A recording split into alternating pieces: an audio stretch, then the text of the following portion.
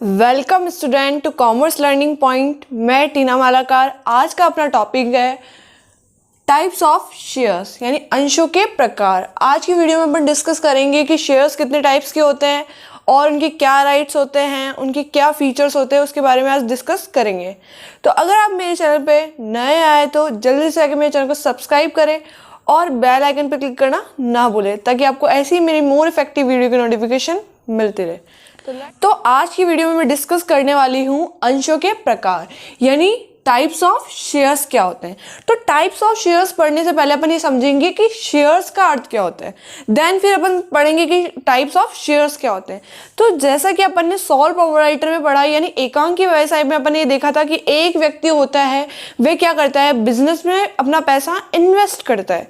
तो वही क्या कहलाती है, उस बिजनेस की कैपिटल कहलाती है। यानी जो भी पैसा उसने इन्वेस्ट करा है वो इस बिजनेस की क्या हो गई, कैपिटल हो गई। तो ये किसने करा, एक व्यक्ति द्वारा किया गया और उसके द्वारा वो बिजनेस ग्रो किया गया। ठीक है। सेकंड आता है अपना पार्टनरशिप। पार्टनरशिप में क्या होते हैं, एक या एक से अधिक व्यक्ति मिलकर क्या करते हैं, एक फॉर्म की स्थापना करते हैं, उसमें क्या करते हैं, अपना पैसा इन्वेस्ट करते हैं। तो वह क्या कहलाती है, पार्टनर्स कैपिटल कहलाती है। यानी उस बिजनेस को रन करने के लिए कैपिटल कौन लगाता है, पार्टनर्स लगाते हैं और वही क्या कहलाती है, उसकी कैपिटल कहलाती है। लेकिन कंपनी में क्या होता है, कंपनी में पैसा किसके द्वारा लिया जाता है, कंपनी अपनी कैपिटल की व्यवस्था कैसे करती है, क्योंकि इस कंपनी में कैपिटल को क्या लिया जाता है, अंशों में लिया जाता है। क्योंकि पार्टनरशिप में तो क्या हो गया, 50-50 जो पार्टनर्स है, मतलब अधिकतम पार्टनर कितने होते हैं, 50 क्या कर सकते हैं, कैपिटल लगा सकते हैं। और भी अपन को कैपिटल की आवश्यकता है, बहुत लार्ज लेवल पे अपन को कैपिटल की आवश्यकता है, तो इसमें पॉसिबल नहीं है। तो उसमें क्या किया जाता है, अगर अपन को कंपनी की स्थापना करनी है तो इसमें कैपिटल को क्या कर दिया जाता है, डिवाइड कर दिया जाता है। नहीं, पार्ट्स में, छोटे छोटे पार्ट्स में डिवाइड कर दिया जाता है और बहुत सारे लोगों द्वारा उसको क्या कर लिया जाता है, खरीद लिया जाता है। तो क्या हो जाता है, सभी लोगों पे भार कम हो जाता है और अपने पास भी कैपिटल आ जाती है। कंपनी का भी उद्देश्य क्या हो जाता है, फुलफिल हो जाता है। और जो पैसा लगा रहा है, मतलब इतने जो भी जनता में से कोई व्यक्ति पैसा लगा रहा है तो वो भी क्या हो जाता है, उस कंपनी का पार्ट बन जाता है। उसके लिए भी बिजनेस करना क्या हो गया, एक बिजनेस का पार्ट बन गया है। तो उसको भी क्या मिल जाएगा, उसका रिटर्न मिल जाता है। तो दोनों के लिए क्या हो जाता है, प्रॉफिट हो जाता है। तो इसमें क्या होता है, कंपनी अपनी कैपिटल प्राप्त करने के लिए क्या करती है, जैसे समझ लेते हैं अपन, एक एग्जांपल लेते हैं। कंपनी को जैसे 1 लाख की आवश्यकता है, यानी 1 लाख की कंपनी को आवश्यकता है। तो वह क्या करेगी, इस 1 लाख को एक व्यक्ति द्वारा, ये एक या दो व्यक्ति द्वारा नहीं लेगी, वह इसको क्या कर देगी, डिवाइड कर देगी। क्या कर देगी, डिवाइड कर देगी। जिसके पास जितना पैसा हो वो उतना पैसा क्या कर सकता है, इन्वेस्ट कर सकता है, मतलब इजीली इन्वेस्ट कर सकता है कोई भी व्यक्ति। तो जैसे उसने क्या करा, अपने एक शेयर समझो, ऐसे समझ लो कि अपन ने क्या कर दी, 10 रुपीज़ रखी है। क्या रखी है, 10 रुपीज़ उसने क्या रखी, वैल्यू रखी है अपने शेयर्स की। अगर अब मैं 1 लाख की मुझे कैपिटल की आवश्यकता है, अगर मैं इसमें 10 का डिवाइड दे दूंगी तो कितने शेयर्स हो गए, 10,000। तो ये कंपनी के क्या कहलाते हैं, शेयर्स कहलाते हैं। तो ये इससे अपन क्या समझे, कंपनी को कैपिटल की आवश्यकता होती है, जितनी भी उसको कैपिटल की आवश्यकता है, उसने क्या करा, एक शेयर्स की एक वैल्यू रख दी। क्या कर दी, एक वैल्यू रख दी, मतलब पर एक शेयर्स कितने का है, 10 रुपए का है। यानी टोटल कितने हो गए, 10,000 शेयर्स। यानी वो अपनी कैपिटल को क्या कर देती है, ऐसे छोटे छोटे भागों में डिवाइड कर देती है, जिससे हर प्रत्येक व्यक्ति का क्या होता है, इन्वेस्टमेंट करना क्या हो जाता है, बहुत ईजी हो जाता है। आसानी से क्या कर सकता है, इन्वेस्ट कर सकता है और उसका क्या ले सकता है, रिटर्न ले सकता है। अब देखो, जैसे आप मेरे को कितने, मैंने क्या करा, इस कंपनी के 2000 शेयर्स खरीद लिए। तो मैंने कंपनी को कितना इन्वेस्ट करा, 10 रुपीज़ के अकॉर्डिंग 20,000, यानी 20,000 मैंने क्या कर दिया, अपनी कैपिटल लगा, मतलब मैंने क्या कर दिया, यहाँ पैसा इन्वेस्ट कर दिया। यानी कंपनी के लिए क्या आ गई, कैपिटल आ गई। अब जिसको जितना पैसा है, यानी इससे क्या हो गया, जिसके पास जितना पैसा है वे क्या कर सकता है, इन्वेस्ट कर सकता है। कि जिसके पास जितना, जैसे मेरे पास कितने हैं, 10,000 रुपये मेरे को इन्वेस्ट करने हैं कंपनी में, मेरे को क्या करने हैं, इन्वेस्ट करने। तो मेरे को कितने शेयर्स मिलेंगे, इसमें 10 का डिवाइड लगाया, यानी 1,000 शेयर्स मैंने क्या कर लिए, कंपनी के परचेज कर लिए। तो ऐसे क्या करती है कंपनी, अपने शेयर्स, जैसे उसने 10,000 शेयर्स इशू कर दिए, तो अब ये कितना, एट द रेट रुपीज़ कितने वाले हैं, 10 रुपीज़ वाले। एक शेयर्स कितने का है, 10 रुपीज़ का है। अगर जिसको जितने भी शेयर्स खरीदने हैं उसको क्या कर देंगे, 10 से मल्टीप्लाई कर देंगे और वे क्या हो जाएगा, उसका इन्वेस्टमेंट हो जाएगा और कंपनी के लिए क्या हो जाएगी, कैपिटल हो जाएगी। अब अपन पढ़ते हैं इसके टाइप्स यानी अंशों के। तो समझ में आया। अंश क्या होता है? अंश मतलब होता है कंपनी अपनी कैपिटल को क्या कर देती है, छोटे छोटे भागों में, छोटी छोटी इकाइयों में क्या कर देती है, विभाजित कर देती है। वही क्या कहलाते हैं? अंश कहलाते हैं, यानी शेयर्स कहलाते हैं। तो अंश अपने कितने प्रकार के होते हैं? 2 प्रकार के होते हैं। पहला तो है समतांश यानी इक्विटी अंश, इक्विटी शेयर्स।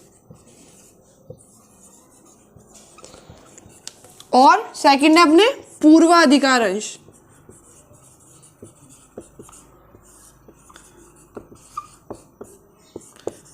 यानी प्रेफरेंस शेयर्स। अब यानी कंपनी कितने शेयर्स इशू कर सकती है, कितने टाइप के शेयर इशू कर सकती है? 2 टाइप के शेयर्स इशू कर सकती है। पहला तो है समतांश यानी इक्विटी अंश क्या होते हैं, एंड पूर्वाधिकार अंश क्या होते हैं। पहले इनमें अपन क्या करते हैं, इनके बीच में अंतर यानी डिफरेंस देखते हैं और इनको समझते हैं। जो समता अंश होते हैं यानी इक्विटी अंश होते हैं, उन पे जो क्या दिया जाता है, डिविडेंड। पहली बात तो मैं आपको ये क्लियर कर दूं, जो कंपनी इनको रिटर्न देती है, मतलब जो किसी ने इन्वेस्टमेंट किया है अपनी कंपनी में, जो रिटर्न मिलता है उसको अपन बोलते हैं, यानी अपन जैसे बैंक से लोन लेते हैं तो उस पर अपन को क्या मिलता है, बैंक पे अगर बैंक से अपन ने क्या लिया, लोन लिया है, तो अपन को क्या देना पड़ेगा, उनको इंटरेस्ट देना पड़ेगा। या अपन ने वहाँ पैसा जमा किया है तो वो क्या देंगे, अपन को इंटरेस्ट देंगे। लेकिन कंपनी जो अपन को रिटर्न देती है उसको अपन बोलते हैं लाभांश। क्या बोलते हैं? लाभांश यानी डिविडेंड। यानी जिसने भी जितना पैसा इन्वेस्ट किया है उसको क्या मिलेगा, उस पर डिविडेंड मिलेगा वर्ष के अंत में, और कभी कभार मध्य में भी मिल सकता है। वो कंपनी पे डिपेंड करता है कैसे प्रॉफिट कमाती है। यानी जब समता अंश या पूर्वाधिकार अंश पे अपन क्या करेंगे, इन्वेस्टमेंट करेंगे, तो उस पर अपन को क्या मिलेगा, लाभांश मिलेगा। अब ये लाभांश देखो, प्रॉफिट तो हो गया, प्रॉफिट तो अपन ने कमाया, नेट प्रॉफिट अपना आ गया। नेट प्रॉफिट कमाने के बाद में अपन को क्या होता है, कंपनी क्या बनाती है, P&L एप्रोप्रिएशन बनाती है। उसमें क्या अपन ने सॉल प्रोप्राइटर में कहाँ तक पढ़ा है, नेट प्रॉफिट आ जाता है एंड देन अपन कैपिटल में उसको ऐड कर देते हैं, क्योंकि वहाँ एक सॉल प्रोप्राइटर होता है, उसका उसके प्रॉफिट पे अधिकार होता है। लेकिन ये इन्वेस्टमेंट कौन करता है, इक्विटी शेयर्स होल्डर करते हैं एंड प्रेफरेंस शेयर्स होल्डर करते हैं। तो इनका क्या होता है, नेट प्रॉफिट निकलने के बाद अपना बनाते हैं, कंपनीज क्या बनाती है, P&L एप्रोप्रिएशन बनाती है, जिसमें वो क्या देती है, पूर्वाधिकार अंशों एंड इक्विटी शेयर्स को प्रोवाइड करवाती है, यानी वितरित करती है, डिविडेंड देती है। तो सबसे पहले डिविडेंड प्राप्त करने का अधिकार किसको होगा भाई, 2 शेयर्स तो इशू कर दिए, तो सबसे पहले किसका अधिकार होता है, पूर्वाधिकार को नेट प्रॉफिट में से प्रॉफिट प्राप्त करने का अधिकार किसको होता है। नाम से पता चल रहा है पूर्वाधिकार, पूर्वा मतलब प्रथम अधिकार किसको होता है, पूर्वाधिकार अंशधारियों को होता है। किसको होता है, पूर्वाधिकार अंशधारियों को होता है। देन समता अंशधारियों को दिया जाता है। सबसे पहले जो भी नेट प्रॉफिट में हिस्सा होता है सबसे पहले किसको दिया जाता है, पूर्वाधिकार अंशधारियों को दिया जाता है, देन समता अंशधारियों को दिया जाता है। अब ये क्या बात हुई, इस पे ये क्या बात हुई, यहाँ पे इसको पहले दिया, इसको बाद में दिया। इसमें क्या होता है, रेट फिक्स होती है, यानी जो पूर्वाधिकार को जो अपन लाभांश देते हैं उसकी क्या होती है, रेट फिक्स होती है। क्या होती है, जैसे समझो जैसे 10,000 क्या है, प्रेफरेंस शेयर्स है, ठीक है, ₹10 मान लेते हैं, तो कितना हो गया, 1 लाख। 10 रुपीज 10% क्या है इसका, लाभांश की रेट है, तो कितना मिलेगा इसको, 10,000। देन अपन क्या, जैसे नेट प्रॉफिट समझो कितना है, नेट प्रॉफिट अपना हुआ 1 लाख बच गया, एंड देन इसको क्या दे देंगे, अपन 10,000 देंगे। अब जो बचा वो किसका है, वो इनका है, यानी पूर्वाधिकार तो इसको मिला भाई, पहले अपन इसको 10,000 रुपये पे करेंगे, देन 90,000 किसके हो गए, समता अंशधारियों के। तो आई बात समझ में, लाभांश प्राप्त करने का अधिकार इन सबसे पहले किसको होता है, पूर्वाधिकार को होता है, देन इसको होता है, और इसकी परसेंटेज क्या होती है, फिक्स होती है, एंड इसकी परसेंटेज फिक्स नहीं होती है। और अब अगला है अपना पॉइंट, 2 डिफरेंस देख लिया अपन। थर्ड पॉइंट ये है कि पूर्वाधिकार अंशों को क्या होता है, जैसे इस साल अपनी कंपनी में क्या हो गया, लॉस हो गया, लेकिन फिर भी इनको क्या करना पड़ेगा, अपन को डिविडेंड पे करना पड़ेगा। क्या करना पड़ेगा, डिविडेंड पे करना ही पड़ेगा। लेकिन अगर अपनी कंपनी को लॉस हो रहा है तो जरूरी नहीं है कि अपन समता अंशधारी को क्या दे, डिविडेंड दे, लेकिन इनको तो देना ही देना पड़ेगा। लेकिन ये तो क्या हो गया, ये तो बल्कि सिक्योर हो गई, इनकी रेट भी फिक्स हो गई, इनको लॉसेस हो रहे हैं तो भी इनको क्या दिया जा रहा है, लाभांश दिया जा रहा है। फिर अपन क्यों लोग समता अंश खरीदते हैं, अब देखो मैंने अभी बताया कि अपन क्या है, 1 लाख का मेरे को नेट प्रॉफिट हुआ, एंड देन इसको कितना दे रहे, 10% पे कितना दे रहे, जैसे 1 लाख पे कितना दे रहे, 10%, यानी 10,000 दे दिया, 10,000 अपन ने उसमें दे दिया, तो 90,000 किसके रह गए, समता अंशधारियों के। ज़्यादा रिस्क, जहाँ पे ज़्यादा रिस्क होगा वहीं पे क्या होगा, ज़्यादा प्रॉफिट होगा। इसीलिए लोग क्या प्रेफर करते हैं, समता अंश खरीदना प्रेफर करते हैं, क्योंकि इसमें क्या होता है, प्रॉफिट, रिस्क तो है लेकिन यहाँ पे प्रॉफिट भी ज़्यादा है। तो अपन को हमेशा पॉजिटिव लेके सोचना है, इसलिए समता अंश ज़्यादा लोग खरीदते हैं। यहाँ तक हुआ।